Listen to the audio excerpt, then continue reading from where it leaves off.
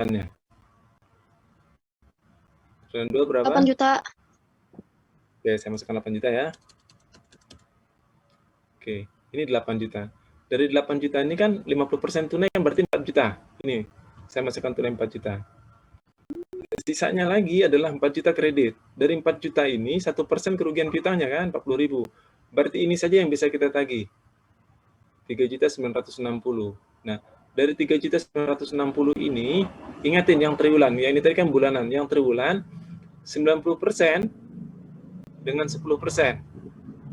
90% pada triwulan penjualan, 10% triwulan berikutnya, inilah.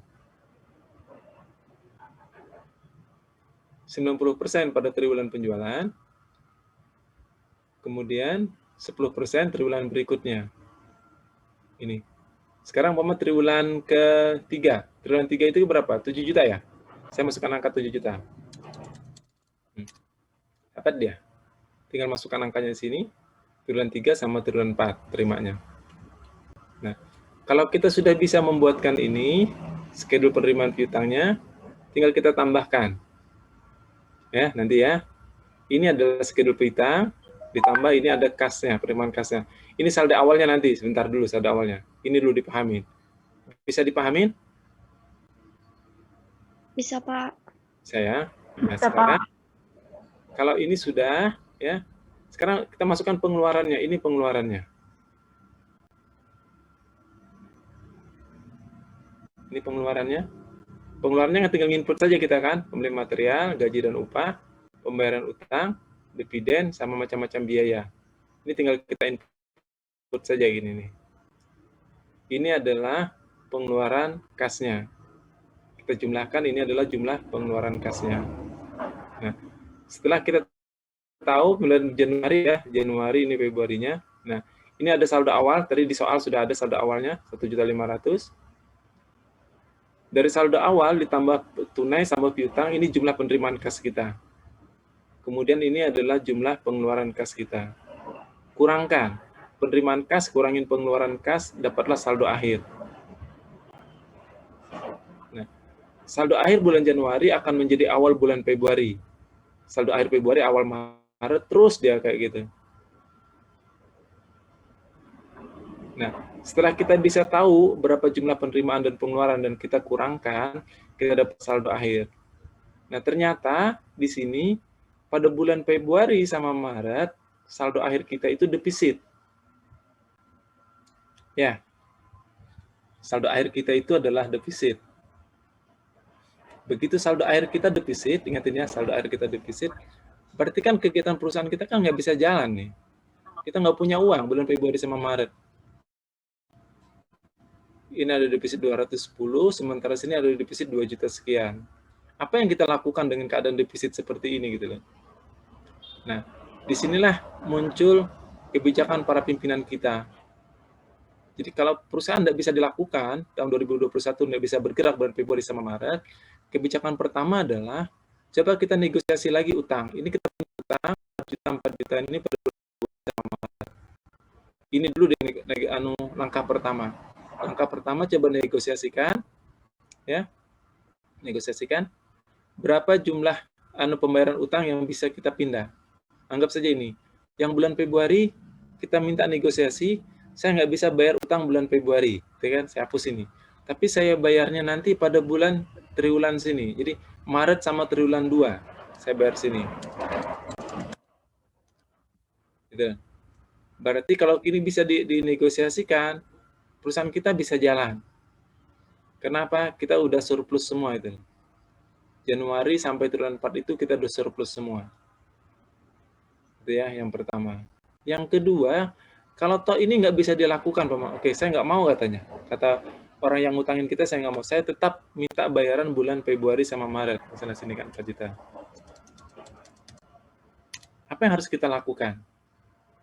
Berarti kan defisit kan punya kita di situ kan?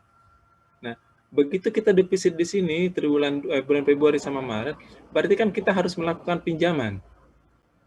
Bulan Februari sama bulan Maret ini kita harus melakukan pinjaman. Berapa pinjaman yang kita lakukan? Di sini adalah 210, di sini adalah 2.900.000 sekian kan harus pinjaman kan? baru perusahaan kita bisa jalan. Dan kalau kita melakukan pinjaman sebesar defisit saja, berarti saldo akhir kita kan nol di sininya.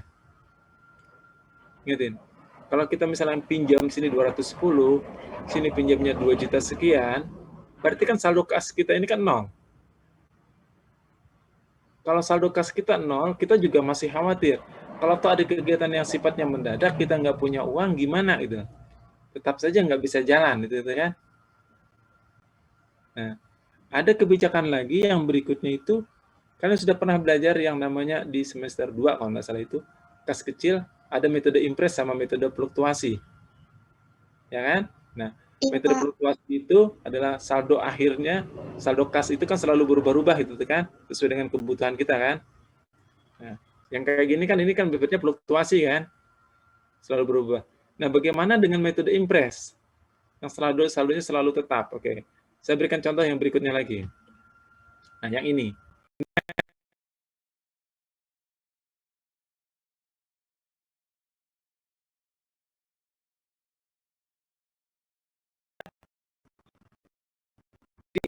Gimana caranya? Kas di perusahaan itu minimal harus ada 2 juta. Kurang dari 2 juta harus jadi 2 juta. Lebih dari 2 juta itu disimpan, ditabung istilahnya gitu kan. Ini kas di perusahaan itu. Nah, sekarang ini ada tambahan. Ini namanya safety cash balance. Nah, tadi saldo penerimaan kurangin pengeluaran. Kita tadi ini namanya surplus. Bulan Februari itu ada surplus. Ini kan defisit kita ini defisit. Februarinya defisit. Nah, sekarang kapan kita melakukan pinjaman? Di sini melakukan pinjamannya. Pada bulan Februari kita melakukan pinjamannya. Sebenarnya kan defisit kita kan hanya 4.212. 412 defisit kita. Tetapi karena kita harus menyiapkan saldo akhir kita, harus ada di perusahaan itu 2 juta, berarti kita harus pinjam 2.412. Ini harus kita pinjam. Gitu kan? Nah, ini harus kita pinjam. Jadi kita pinjamnya bukan lagi 412, tapi 2.412. 2 juta untuk menutupi saldo akhir, 412 ini adalah defisit kita. Ini yang harus kita pinjam bulan Januari. Bulan Februari kita harus pinjam lagi, itu ya. Kita harus pinjam lagi 2.764. Kenapa? Menutupin defisitnya adalah 764, sementara kita harus menyiapkan lagi stok akhir kita adalah 2 juta. Ini harus kita pinjam. Ini kebijakan berikutnya. Nah, kapan kita bisa melakukan pembayaran? Kan periode sini sudah kita bisa melakukan pembayaran. Karena uang kita sudah lebih. Gitu.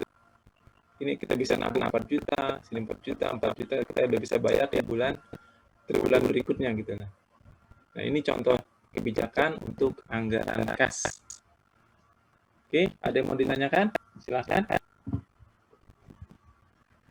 Nanti kasus 11-nya dicoba, gitu ya. 11-nya saya nggak jawabkan kasus 11-nya. Saya kasus 10-nya saja. Silakan, ada yang mau ditanyakan?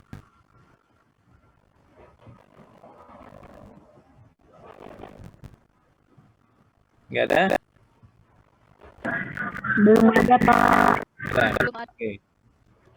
Nanti saya minta tolong ya, nanti itu